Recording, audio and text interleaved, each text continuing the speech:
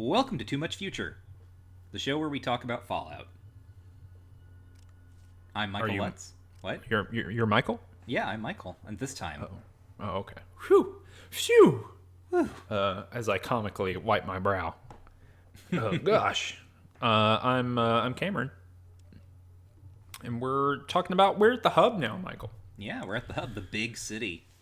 Yeah, in Junktown, we went to Junktown, and they said, "Hey, you're in Junktown, but you know where the real action is.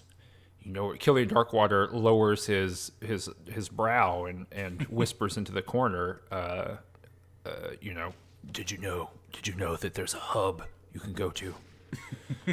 And well, golly gosh, we went here. I actually don't know, other than people mentioning that the hub exists. I don't really know why we're coming here, other than, like, as you said last time, it's just a place we know about. And so we need to go there. Yeah, no, that is kind of like where we are in terms of this game, and it's kind of how it's designed. So I don't know how the timer. I think this is on a timer. But did you get a cutscene when you entered the hub? No.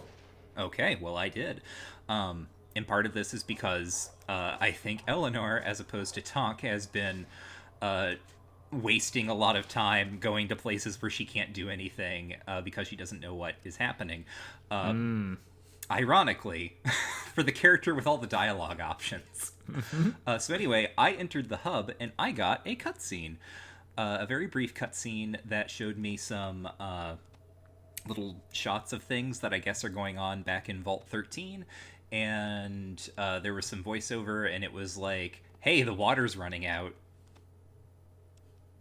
Just a reminder? Yeah, just a reminder. I think you get 150 days, if I'm remembering correctly. The timer is 150 days for getting the water chip. And I think this is a cutscene you get at day 100, maybe?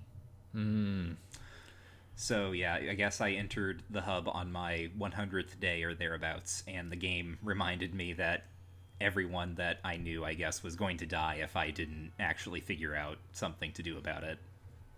Yeah, I think I have like 125 days left. Oh, okay. Well, that's the thing. That's the curse of having too many dialogue options, is that Tonk only has one option, and it's smash it with a hammer. And when that's the case, smashing it, and basically, you're taking that path, smash it with a hammer, don't smash it with a hammer. And then down that flow chart, smash it with a hammer is win the fight, die.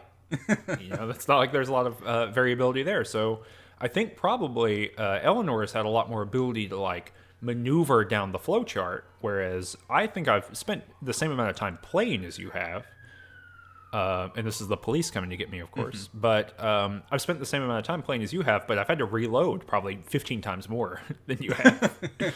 Because I die pretty often. Yeah, no, I think that's probably fair. This is actually maybe the hub is maybe the first time I have gone to a settlement in this game, and I died. But this is probably the first time that I have gone to a settlement and not had a whole bunch of people aggro me for reasons I didn't understand. Like, somehow I managed to get through the hub without getting everyone angry, so that was cool. What was the first thing you saw in the hub, Cameron? First thing I saw in the hub are a bunch of caravans running around, like all these people. This is more people than exist in the entirety of the rest of the world of Fallout 1 in the first screen of the hub. And it's like 4 caravans, and it's basically like the either the bed of a truck or an El Camino. Who could know? But kind of that turned into a wagon. And they're like loaded over in supplies, and there's like 4 or 5 of them here. And then there's like, I don't know, like 20 people on this screen, and they're all running around. And I thought, oh, awesome. This is a bunch of traders. I can trade with them. And that was not the case. So I spent a lot of time running around the screen looking to see if I could trade with any of these people, and no dice. Nope. They just kind of talk to you and at you. Yeah, the hub, I guess, it literally is the trade hub. Is kind of what it means. Yeah, and I'm not sure, like, geographically, even fantastically, like, where it's supposed to correspond to in the quote-unquote real world. But it's I actually looked this up before. Hold on, let me look it up again now. Because I think it's meant to be Barstow, like in the fiction, but on the map it isn't Barstow, which is a little bit weird. Yeah. Let me look. Yeah, behind the scenes, although the Fallout official survival guide gives the name of the old city the hub was founded upon as Barstow, its actual location corresponds more closely with the present-day Edwards Air Force Base, whereas Necropolis, which we'll talk about next episode, lies where Barstow would be. So there you go. So I guess the survival guide is the official strategy guide that came out with the game. Oh, okay. Well, so it's wrong. It's officially incorrect. I not to get too far ahead of this, but the reason I ask is because I'm going to go out on a limb, and I'm going to say that Tonk did not get this. I got a neat little bit of like world building / flavor text in the form of a holo disc in the hub downtown, and it gave me a list of vaults. It lists vaults 12, 13, and 15. Who knows what happened to vault 14? But it mentioned that I'm trying to think, what is it? I think it's vault 15 is like Bakersfield or something like that. Interesting. It was interesting. Oh no, it's vault 12 that's Bakersfield. So at any rate, it was one of the first times I think that the game has really kind of pointed to the world as it was before the war. Actually, a lot of things happen in the hub, I think, that have not happened in this game before, and so one of them is this kind of direct reference to like that this was a version of America with real place names that we would remember. Yeah, the hub is basically a different video game. Yeah. I think the last time you said something to the effect of like Junktown being the place for you, where this game, like all these different threads have kind of come together. And I think like I 100% agreed with that, and now I really agree with that this game has gone from being like Shady Sands is barely a video game. Mm-hmm. And I don't say that to like police the boundaries of video games, but just like the number of verbs that you have, the number of different conversations you can have, the number of things you can do, period, is very limited, and it's kind of obscure. Like it feels like a proof of concept. Yeah, 100%, right? Yeah, it feels like the vertical slice of like what it could be. Yes, there is a conversation with a talking head. Yes, there is a environmental puzzle to do. Yes, there is a science skill check. 100%, it does feel that way.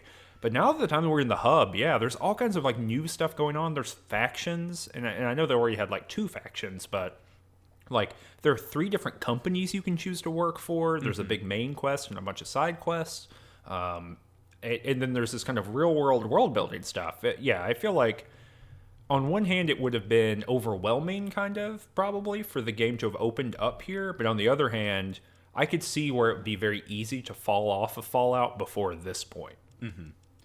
Yeah, no, it is, like, last episode, I think what I said is that, like, it had become a Fallout game, and now it's very much a Fallout game.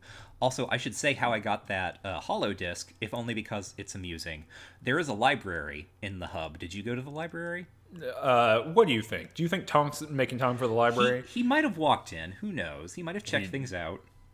Well, I mean, he definitely cannot read, so he might have... is this the weapons repository? No. Okay. So, here's a funny thing. The librarian, whose name is Mrs. Stapleton, is a merchant, and you can buy ammo from her.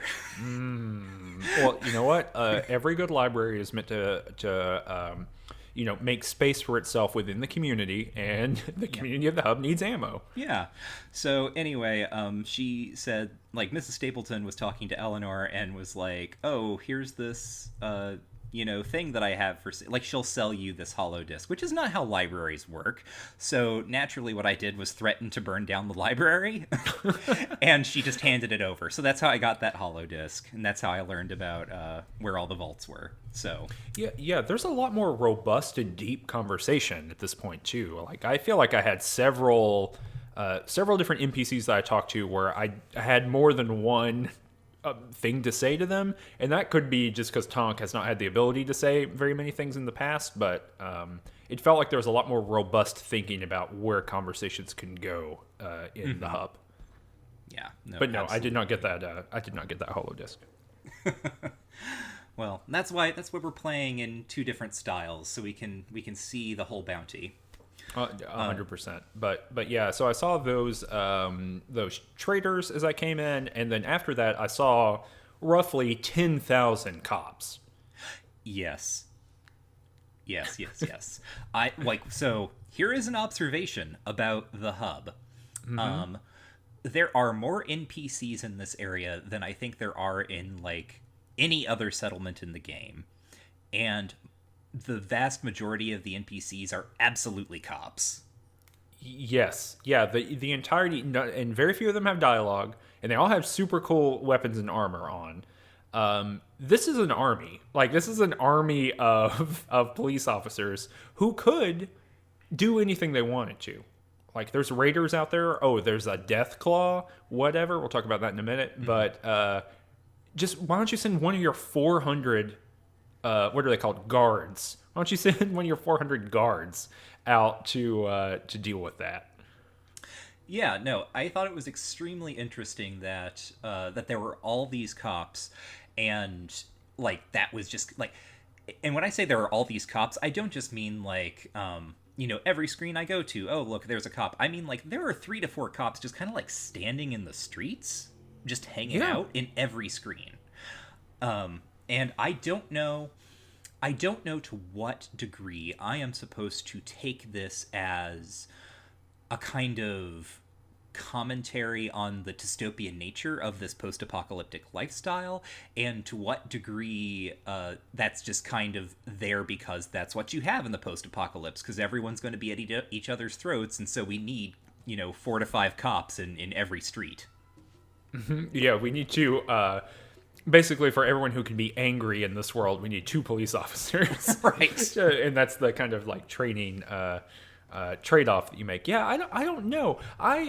So when I was seeing it or when I was playing through it, I thought, okay, well maybe it's to prevent me from killing everyone on one screen and like getting an ungodly amount of weapons and ammo or whatever. But also if you do it on one screen, then it's going to make everyone else aggro too. So it doesn't have that benefit either.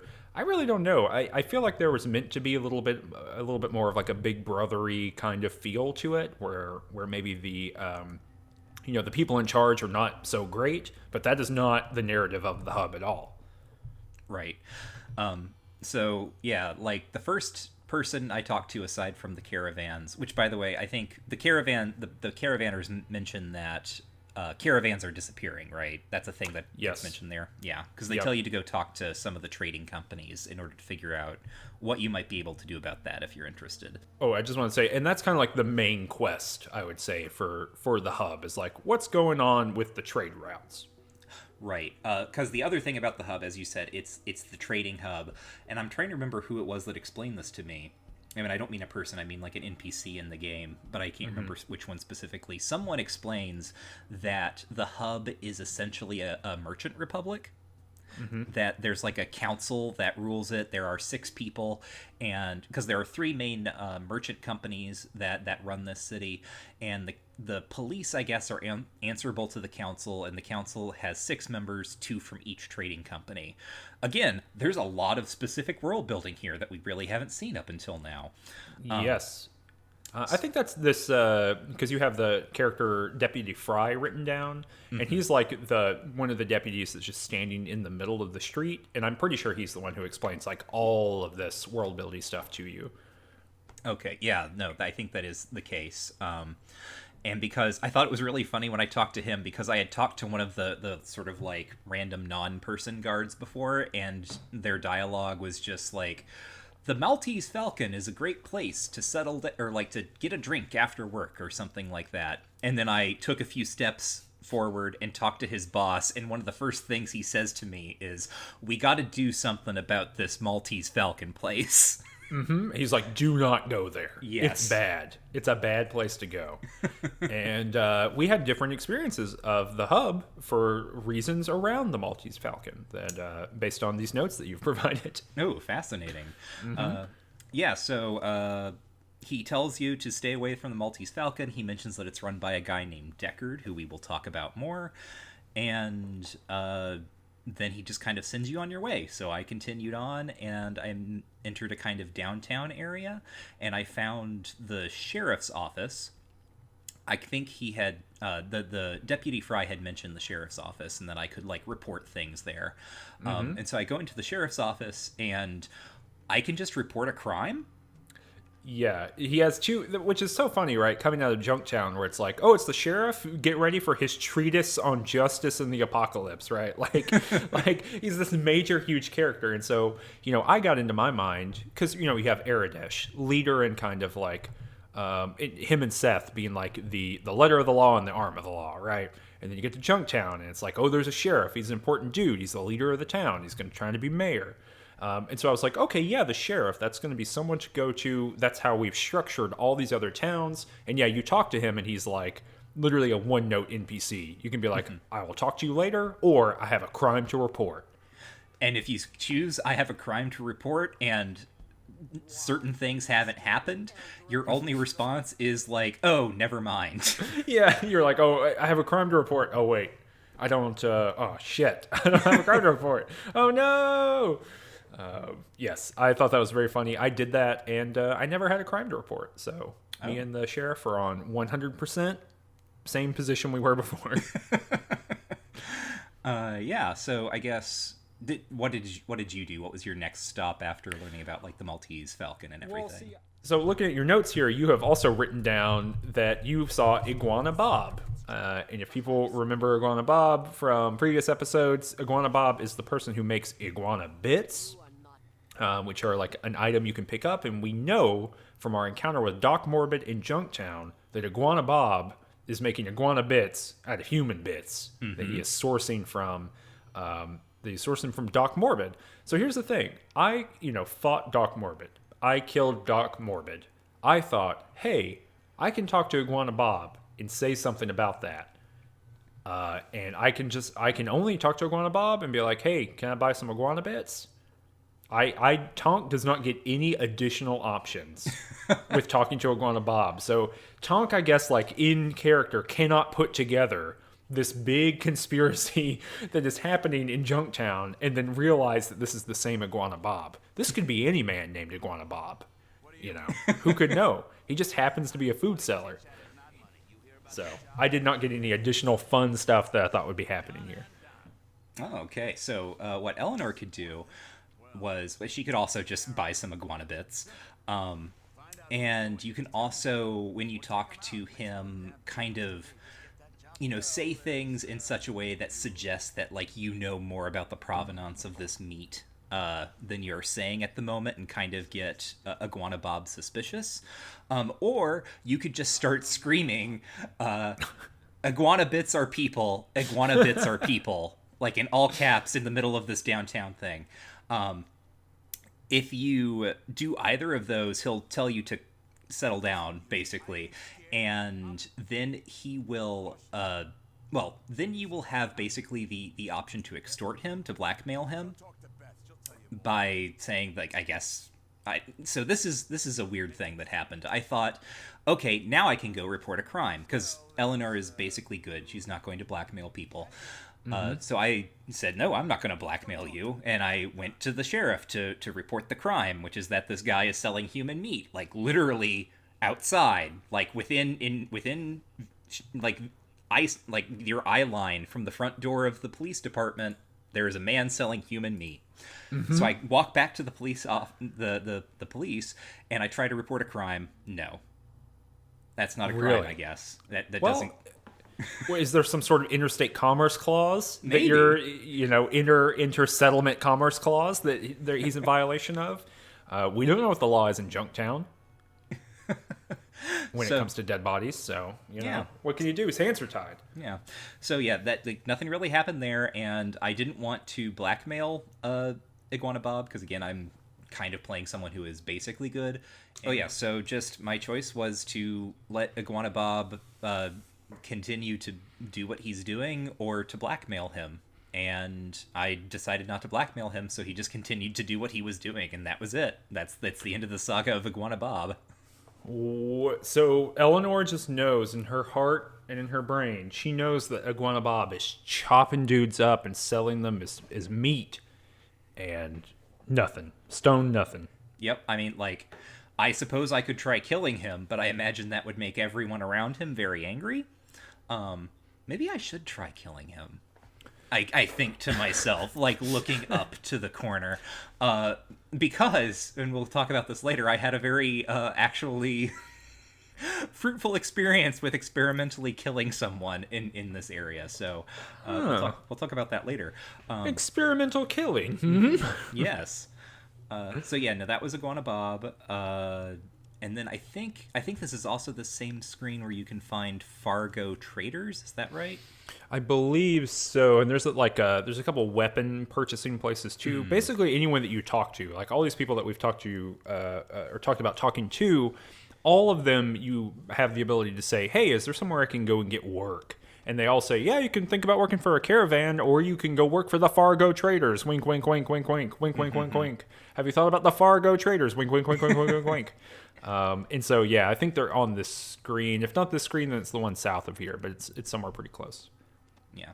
So, obviously, the Fargo traders are important because they have the same name as Brian Fargo.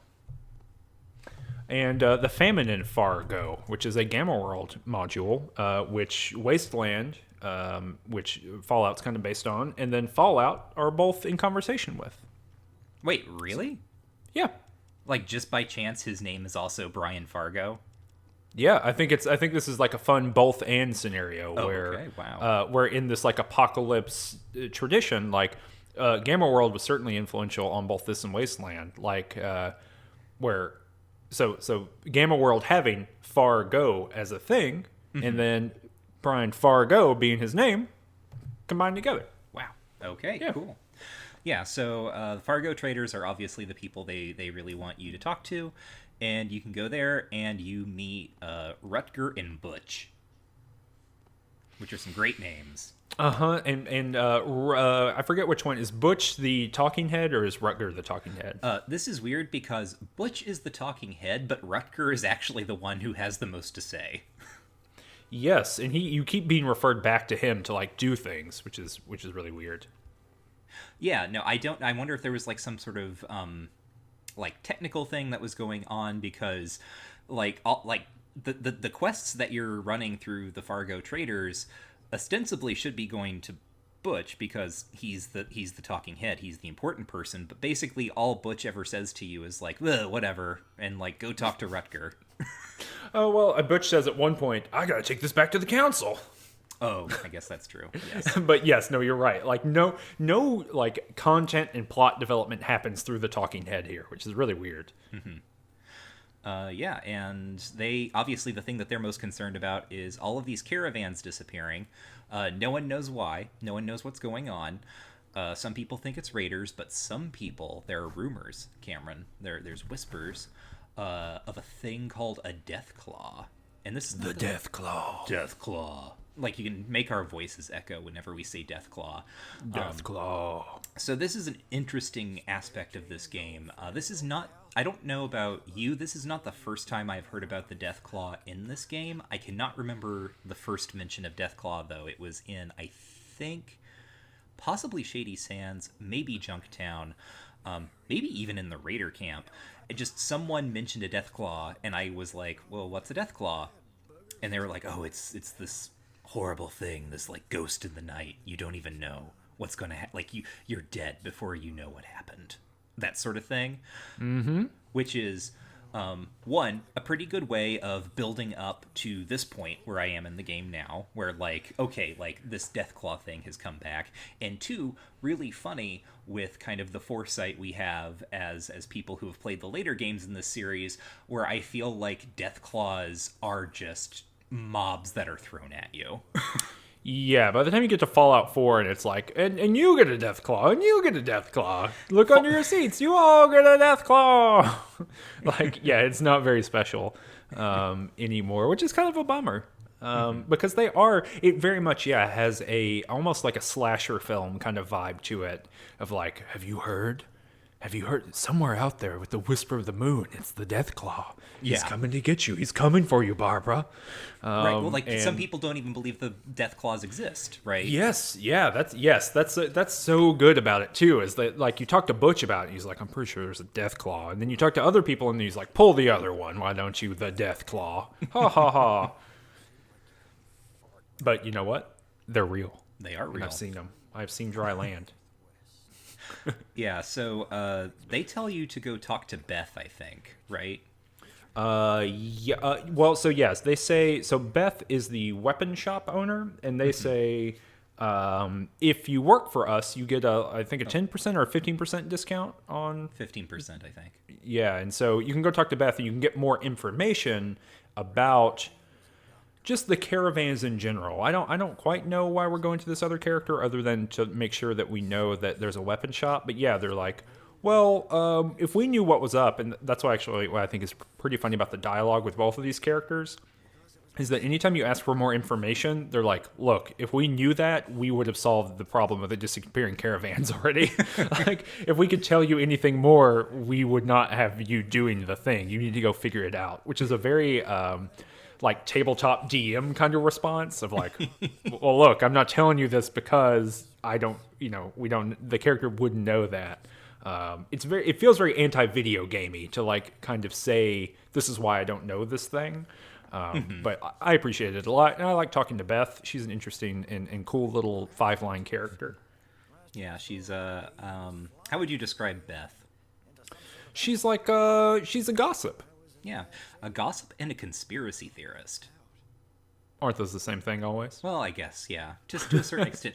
What is a conspiracy theorist but a gossip on a global scale? Wow. Profound. Professor Zizek. My glove.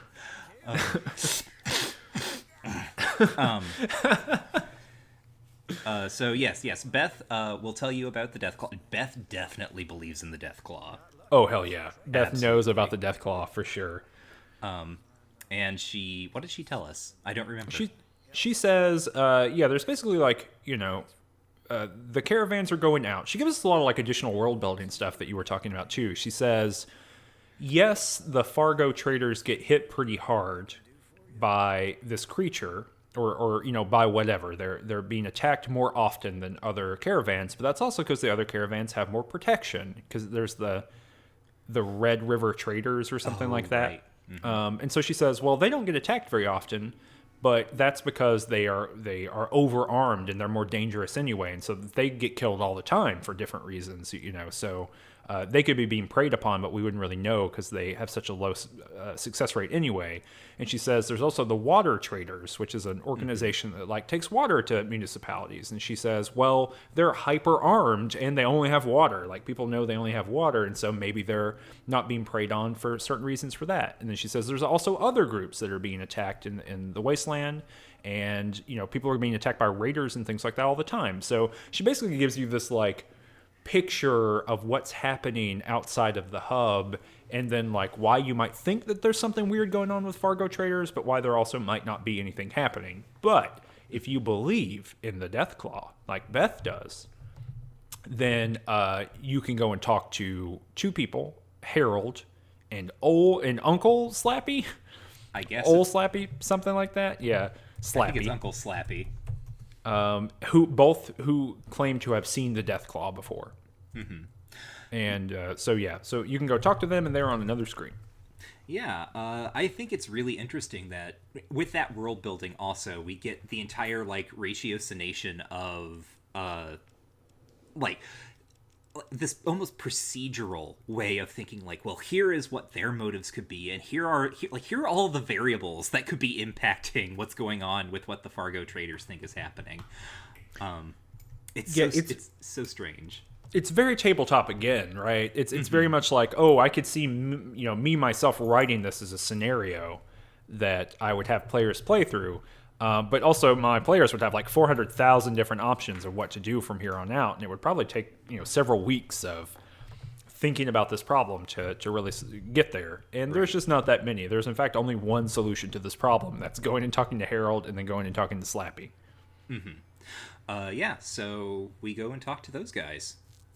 And I think Harold is unique. I'm pretty sure because he is the first ghoul we've seen in game. Yeah, and do they even call him a ghoul? No, because I guess he's technically not for reasons we're going to get into. Yeah, he just looks like a ghoul, talks like a ghoul, is not a ghoul. Right. In fact, Harold is a pre-war person, as you learn when you talk to him. He's my favorite NPC in all of. Again, the police are coming to get me for saying this heresy, but he is my favorite character in all of Fallout. He shows up in this game and some other Fallout games, and he went down into the vault, As a and then child. was ejected. Yeah, and then was ejected from the vault as an adult. They had to go get some supplies. Very similar kind of vibe to what's happening with with Vault 13 to do it, but yeah. Yeah, so, and also I would say, like, the voice acting, Harold is a talking head. You get to see his, like, gross mutant face or what have you. But he's very friendly and kind of wheezy, and he has all sorts of weird stories to tell, and he tells you, like, this entire life story of, like, being a child before the war, going into the vaults, and then eventually leaving. And you can just, like, pump him for information all day, just hearing about, like, the stuff that he has done. And eventually what you learn is that at some point after leaving the vault, he met a guy named Richard Gray. Or I think they were in the vault together. I think they left the vault together. Were they in the vault together? Okay, so maybe I believe so. Okay. Yeah. Anyway, Richard Gray is a guy who existed at one point, and that's important, or will be important, I think. I don't know. I haven't finished the game, but just a hunch. And the last time... So, let me rethink this. So, one of the things that Harold ends up divulging is that he was doing travel, like, after he got out of the vault. You ask him basically, like, why are you the way you are? What happened to you? And he talks about how he died, right? Like, that's a punchline he has. He goes, ha ha ha ha ha. And and just to give people, if you're only listening to the audio, right? He's green. His like skin is wrinkling off of his body. He looks like a zombie. He looks like a ghoul. But Harold's got some stuff going on. Right, so you're like, what happened to you? And he's like, I died. Ha ha ha ha ha. Love it. Yeah. And really, I mean, so I guess he did technically actually die, but how he died was he was on kind of this expedition with this Richard Gray fellow who he has a lot of respect for, it seems, and also maybe no little amount of fear.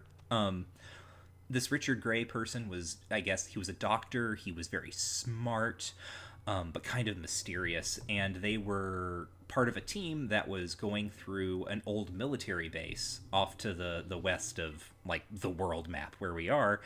And it was a fiasco. And basically everyone ended up dying, I think, except for Harold himself and Richard Gray. And there was some sort of equipment malfunction, and Richard Gray got, possibly, like, smashed by some piece of machinery or, like, knocked out of the way. Harold basically assumes that he's dead, but Harold was exposed to something, some sort of chemical. And when he woke up, he was the way he is now. Yeah, he gets knocked out, and then he wakes up in the wasteland, right? So, like, something right. has taken him out of the military base and all that kind of stuff. Yeah, and then he says, he returns to the hub, and he's never left the hub after that part. But he's been here for like 100 and something years, right? Mm-hmm. Yeah, no. If he went into the vaults as a child, he's definitely over 100 years old. And if he was out, I'm looking at the Fallout timeline right now. Yeah. If he was out and adventuring when he was an adult, then, he's been in the hub at least close to 100 years. The better part of a century at least. Let's see, Harold. 2090 is when Vault 29 opens. And then, gosh, there's a lot of information about Harold. That's what Harold happens in already multiple mutating. games. Yeah. Okay, so it says 2162 is when Fallout 1 takes place, I think. That's right. And the So, war is 2077, I think.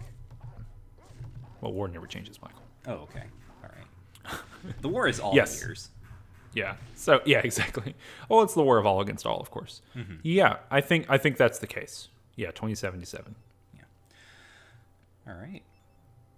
But so he's old as hell. All of that timeline work to say he's old as hell. And so you can ask him about the deathclaw or something to that effect, right? I forget exactly how you get to that point. Yeah. I mean, it's just one of the many things you can ask him about. I think because of that, it's like one of your dialogue options. It's like, hey, you heard of the deathclaw? I've heard you've heard of the deathclaw.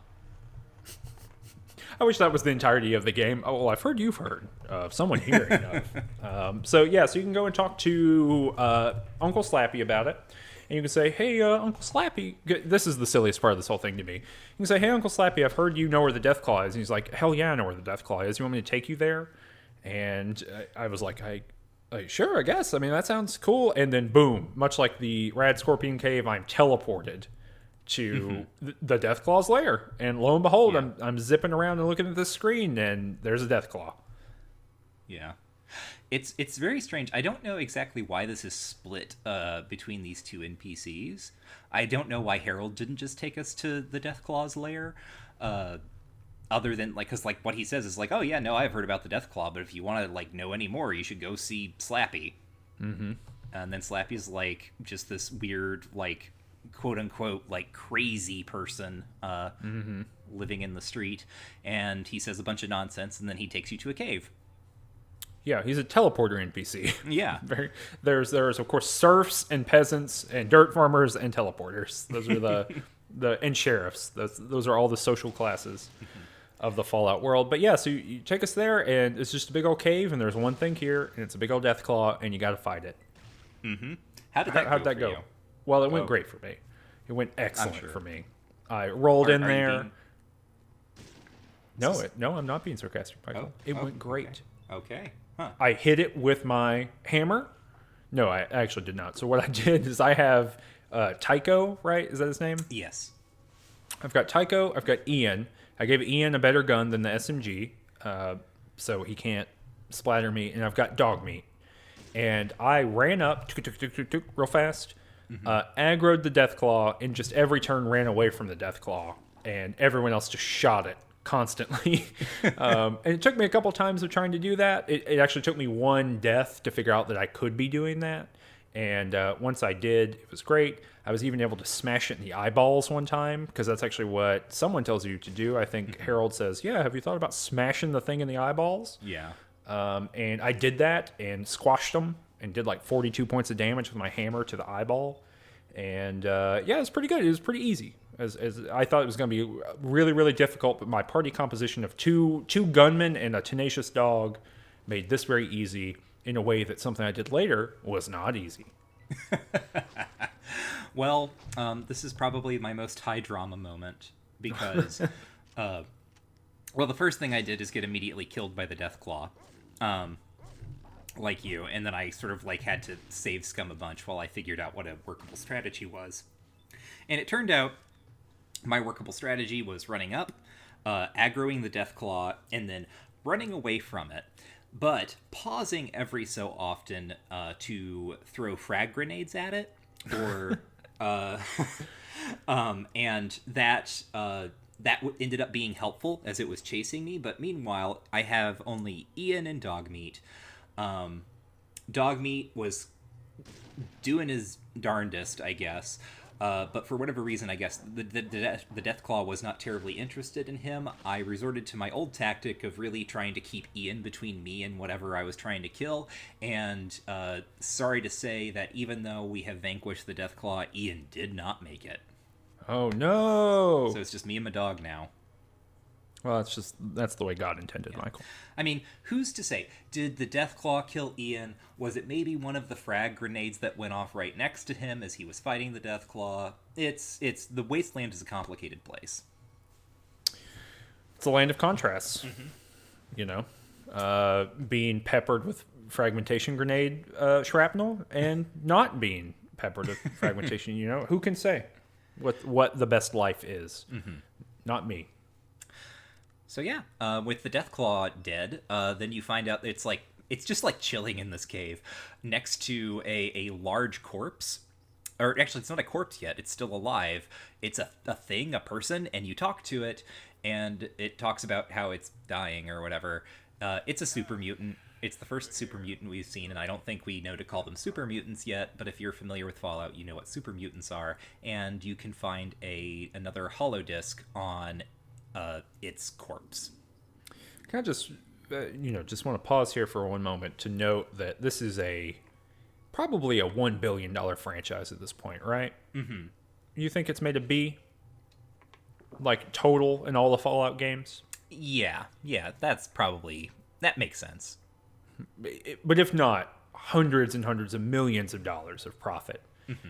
And one of the, most important things in this series that unifies it, that makes it special, that makes it really cool, are super mutants. The least creatively named thing in human history. You might as well just call them big guys. The big guys. I mean, it's what they are. Yeah, they're big guys. But yeah, they're here, and this is I was able to use this holodisk. You can read it in your Pip-Boy. And I think it's really cool. Like, I think this is some cool stuff. You find out basically that it was not the deathclaw that is killing these caravans, or maybe sometimes it is the deathclaw, but really it is because you're reading like a journal. This is kind of like early read a journal to get the information in a game kind of stuff. Mm-hmm. A pre-audio log, if you will. Yeah, essentially, right? That it's presented as like this particular super mutant's like transmissions back to base. Yeah, 100%. And so basically it says, yeah, we have been abducting. The super mutants are running around out here abducting people. They're not after the goods, although I think they do use the goods or whatever. But they're not after the goods from these trading caravans. They're after the people in order to harvest. I think they use the word harvest, but they are harvesting them. We don't know for what. We have no idea. But they're abducting people, and then I think that we know that they're taking them back to the military base, right? Yes. And not only, and like, also what we know is that this is not... There is a structure here. There is a command structure. This is not just sort of like, we're randomly kidnapping people because we love to and we're mutants. Like, there is a purpose. They are serving someone. This is, systemic is maybe too broad a word, but like, this is programmatic, right? Mm-hmm. Something is happening. Someone is up to something. Yeah. And this is, we're not jumping the gun on saying this. This is the plot of the game. Right. We're like 4.5 hours, 5 hours into this game, and this is the actual thing that is going to take us toward the end of the game, although we can't really pursue it very far right now. Mm-hmm. But yeah, this kind of question about what the hell's going on with these mutants, that's going to motivate our character through the rest of the game. But right now we get to go back and say, well, you know what? There was a deathclaw, and I killed it, but it was not actually the problem that you were like, this is not the murderer you're looking for. The murderer you're looking for is in a different military base. And people tend to not believe that, weirdly enough. Yeah, no, they're just kind of like, what? Yeah, are you sure? And yeah, I'm like 85% sure. And so, yeah. Oh, no, go ahead. I was going to say, like, and that's kind of that for now. Like, this is another thing that's very interesting about the game, where when we think of modern game design, we think of, or at least I think of, quests that, like, very explicitly link up together, like, from here to here to here to here. And what this has done is, as you said, like, just sort of introduced you to the fact that there's another plot to this game, right? You thought this was a game about getting your water chip. Actually, there's something else going on. And it doesn't direct you immediately to do anything about it. It's just like, hey, by the way, this is a thing that's happening.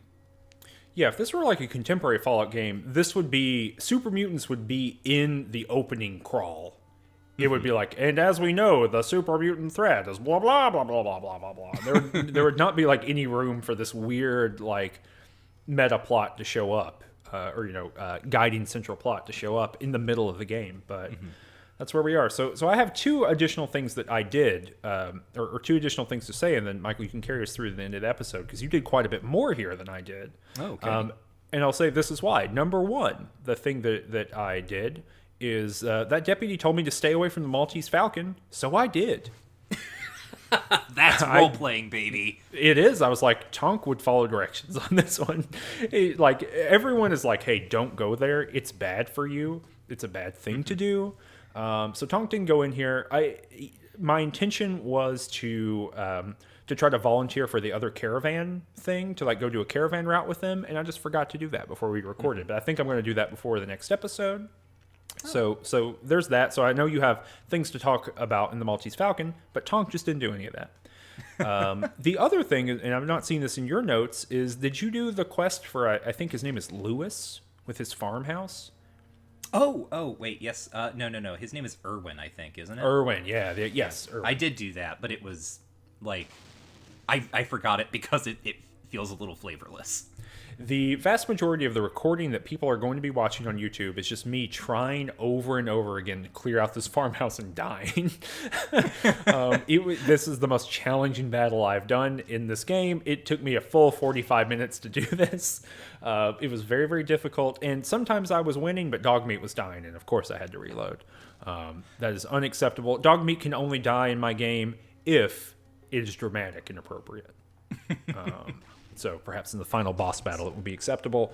But so I did that, and that took a lot of my time. But I did not do any of this other stuff that you're talking about. Oh, other than the water merchants, I did go talk to the water merchants, and they told me about two things. They told me about the necropolis, that it exists, which is just like a place in LA, I believe, is where the necropolis is. It is actually Bakersfield. Oh, okay.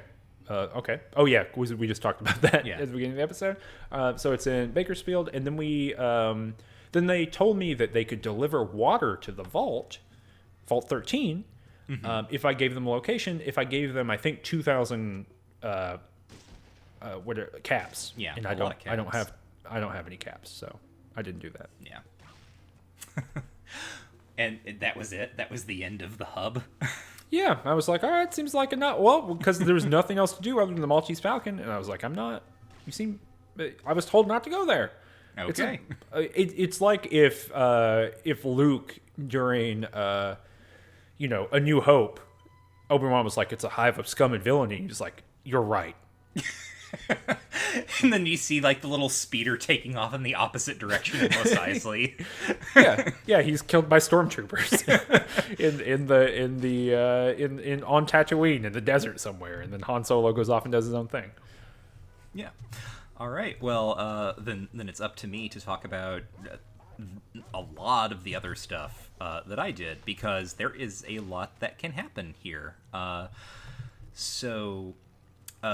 To just cover like my experience with the water merchants, I showed up, I got like the same tip and the same offer to bring water, not offer, I guess. You can ask them if they will bring water to the vault. It was way too much money. But they did mention that the necropolis exists, and it might be a place where I could find a functioning water chip.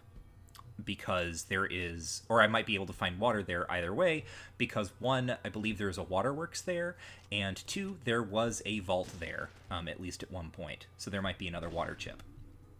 So just filing that away for later. Yeah. The other things that happened, I discovered a place called FLC, the Friendly Lending Company, and there's a guy here named Lorenzo, and he's a moneylender. And he's kind of a real, piece of poop about it, because he laughs with you about like how much he's charging in interest and all this money he's making and blah blah blah blah blah.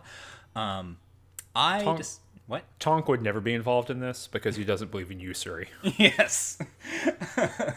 So what I did, I was like, well, that sucks for you, buddy. I'm gonna go pick the lock on your vault and steal all your money. Eleanor. It's it's like Robin Hood. I'm stealing from the rich and giving to myself because you can't actually give this money to anyone else. But he noticed that I was picking the lock on his vault, and he got mad at me and tried to kill me, so I killed him. And then he had 2 guards, and I had to kill them too. However, and I guess this goes to show you like what people thought of Lorenzo, no one in town cared. Oh, like so you came out of that and you were like, all right, I'm ready to kill the next 40 people in this town. Yeah, I got into one of those places where I don't know if I could have picked the lock without him noticing, but at that time I had successfully picked the lock. I had gotten like 3,000 caps or something, and I had successfully fought him off, and then I had fought off his guards, and then I was like, oh, let's just see how long Eleanor lives before the cops kill her. No one cares. Bye, Lorenzo. The end. It's extremely powerful energy. Yeah. There's also, I don't know what this guy's name is, but there's a guy near the Friendly Lending Company who is like saying a bunch of nonsense, not in a slappy type way, but in kind of like a, I have secret information, kind of Oh way. yeah, I talked to this guy too. Yeah. He also like wants you to pay him like 1,000 caps to get his secret information. He like can introduce you to someone or something. I had just got all this money. I worked really hard for this. I'm not going to give it to you. And so he refused to talk to me. Like, that was it. I think I just immediately threatened him. I know that I worked my way to a threat, and he was like, all right, cool, whatever, I'll see you later. Please stop talking to me. So yeah, that's good. Yeah, so I don't know, like, there was probably maybe some other quest there. I'm not sure, but he just stopped talking to me. And then I wandered toward the Maltese Falcon, and I went inside because I'm Eleanor. I'm a moral agent. I am unconstrained by rules. I know that ethics is bound up within choice, and even though I had been told not to go to the Maltese Falcon, that's where I went. There's a bunch of gambling here. It's kind of a big city gizmo kind of place. There's gambling. There are rooms that are very strongly suggested to be like sex worker sort of places. Like it's a brothel kind of, I guess, brothel / casino.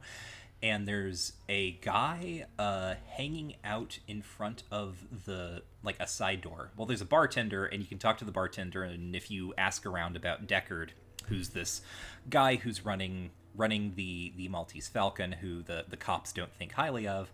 If you want to talk about Deckard, they recommend you talk to Kane, who is his second in command.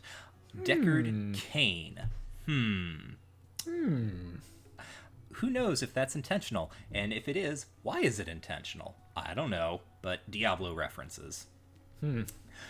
That's bizarre. Yeah. And weird. So you talk to Kane, and he...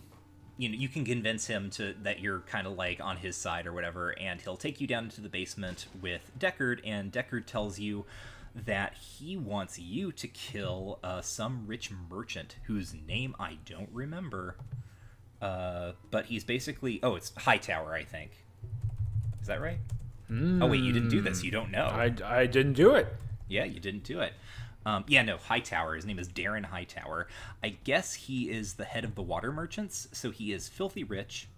But he doesn't actually do any of the work with the water merchants. The woman I had to talk to at the water merchants was named Martha, and she seemed very exasperated. Because it sounds like you're describing a boss, Michael. A boss, yes. Because what Darren Hightower does is sit in his relatively fancy apartment, surrounded by guards who will all try to kill you if you walk into his apartment without talking to them first. So at this point, I did a couple of experiments because they had given me... So basically, Deckard was like, oh, I want to kill Darren Hightower. That way I can, get all of his money and become more powerful. Normal wasteland politics. You know how it is. Yeah, I do. So I was like, okay, this is interesting. Clearly what I can do is go report this as a crime. Or at least I hope at this point. But it turns out that this sounds cannibalism, not a crime, perhaps. Yes, cannibalism, not a crime. This, maybe. Contract killings, maybe a crime. Sounds like a crime. Yeah. But before I did that, I wanted to go see Hightower himself and see what happened. So I went to the south of the map where I talked to the guard outside of his house who doesn't want to let you in, and I got in very easily by just saying, like, I have an appointment. Like, that is, he's like, he's like, Mr. Hightower only takes people when he has appointments. And then I was just like, oh, I have an appointment and I'm running late. And he was like, oh, you better get inside then. Yeah, knowing what an appointment is an incredibly beneficial thing. Tonk would have been like, I don't know what you're talking about. What is is it sharp? Is it, does it have a rounded end or a pointy end? Yes. No, so then after that, there's another guard inside who will stop you and be like, no one gets, like, he's kind of like more of a bodyguard. Like, no one talks to Mr. Hightower. Like, you gotta get through me or whatever. And I said something about how it's a matter of life and death, I think. It's like, you have to let me see Mr. Hightower. It's a matter of life and death. And he's like, what? And I was like, Deckard has put out a price on his life, right? He's hiring killers. And the guard, who has a name, but who cares? He's like, oh yeah, like, that's not the first, it wouldn't be the first time. Like, here are all of the, like, I have a mark on my gun for every time I've killed someone who Deckard sent after Mr. Hightower. And then my responses at this juncture were to say that I had been hired to kill Hightower. Just admit that, at which point the guard would try to kill me. So I reloaded. And then I could also, and I chose the next option, which was this really sarcastic, ooh, you have scratches on your gun. You're really cool. And then he just gets angry at you and makes you go back outside. So that's that. You violate my principles of action. Right, like, Hightower himself is actually, like, in a little corner room of this area, and I tried bypassing his guard and just going straight to Hightower to talk to him, and you go into his room, his little office, and he is like, who are you? What are you doing here? And I'm like, I'm here to tell you that someone is Deckard is trying to kill you. And he's like, I know, guards. And so then actual facts, bro. Right. Oh, that's funny. So that's as much as you could do there.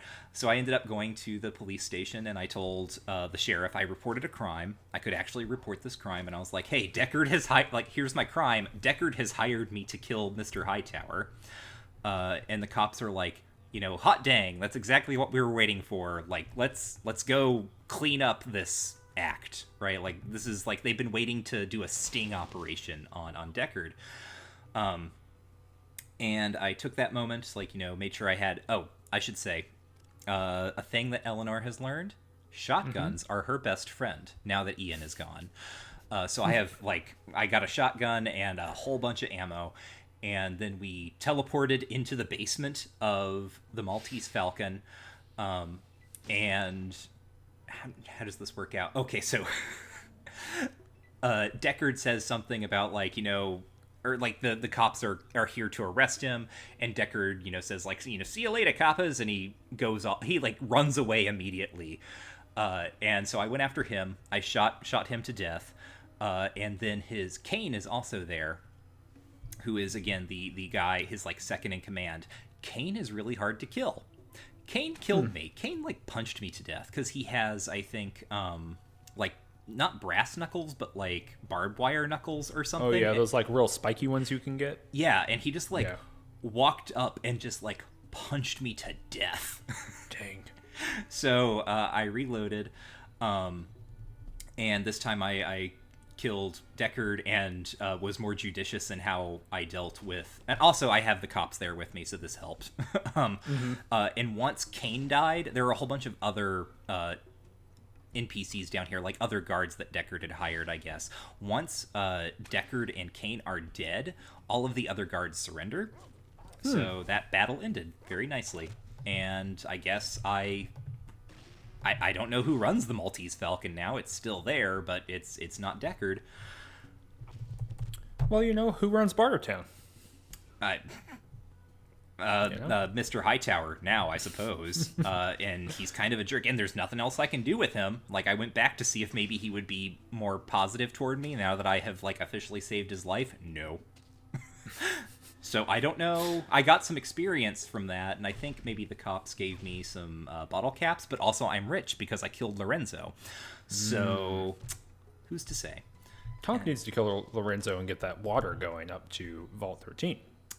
That might be useful. However, well, it depends on what we're going to do next, I guess. I'm gonna remain a little mum because that caravan, I think, at least in my game, because I've played a little bit ahead of where we're talking, that caravan became almost immediately obsolete. Okay. Well, so I think in the next episode, I think we're going to do two things in the next episode. We're going to go to the Necropolis. And we're also going to do Brotherhood of Steel, I think, at the same time. Okay. Because Necropolis is a little bit thin, right? It is a little bit. Well, it was thin for me. There were clearly some quests there that I didn't get because partly I didn't know how to get them. But yeah, it's fairly clear, very quick. And then there's some other stuff after that, but it's too exciting to talk about on this episode. We need to save it and build suspense. Yeah. So we know we got to go to the Brotherhood of Steel. Multiple people have told us about it, so we're going to do Brotherhood of Steel and Necropolis in the next episode. Michael, do you have anything you need to plug? Yeah, I mean, by this point, it's probably been out for a couple weeks by the time you're listening to this, but as of today, my essay on non-humans and history and Macbeth dropped in the latest issue of Modern Philology, which is an academic journal that you have to have institutional affiliation with in order to read. But if you want, like, reach out to me and I can see you get a PDF of this really cool essay I have that has nothing at all to do with Fallout, but everything to do with trees and old plays and witches. Just send him a Discord message. He's on the Discord. You can send him a Discord message. Say, hey, give me that delicious, beautiful bean footage, and we'll go from there. I don't have anything to plug. You can go to twitter.com/cconsulman to see what I'm doing. And for all things Range Touch and all things Too Much Future, you can go to twitter.com/rangedtouch. You can go to youtube.com/rangedtouch. And you can go to patreon.com/rangedtouch in order to do all the things that you do on those websites. Importantly, if you want to have access to, this is going to be new for when this episode is out, or this will be in the works by the time this episode is out. If you would like to have a RSS feed for a podcast version of the show, let me know. Well, I mean, you don't have to let me know, actually. You can just support on Patreon for $3 a month. That's going to be behind the paywall. Of course, the YouTube one will always be free. Feel free to listen to it on YouTube. Feel free to rip the audio out of this and upload it yourself, do all that. But if you want a nice, easy RSS feed, putting that bad boy behind the paywall to encourage some people to support the show. It's less than the cost of a cup of coffee a month. So think about doing that. It'd really help us out. Helps us out with the hosting fees, all those different things. And you get access to our newsletter and all that kind of fun stuff. So, yeah. Next time we're going to the Necropolis, and we're going to the Brotherhood of Steel, the good old-fashioned Brotherhood of Steel that we're going to have to hear about for the next billion years in every other Fallout game. So I hope you're ready to that's see... the Brotherhood of Steel that is, like, becomes more important than nuclear weapons and super mutants to a certain extent, and has been talked about maybe 3 times in different ways, but very vaguely about all these NPCs. Yeah, we're going to see this kind of paleo Brotherhood of Steel, and we're going to get to compare it to all the other Brotherhood of Steel stuff that we get in the rest of the things. You know, this is a good question, Michael. Are we going to play the third-person action game? I don't know. Can you get that anywhere? Is it still... Can you purchase it? I haven't thought about it. I don't know. Leave us a comment. Let us know what you think. We're still in discussions about it. Anyway, you will listen to the next episode of this in 2 weeks. Thanks so much for listening. Goodbye. War never changes, but Fallout sure does. Is it feeling better yet? Yep. Everything changed when the bombs fell. except for war. Playing our way through the wasteland. Won't you come on?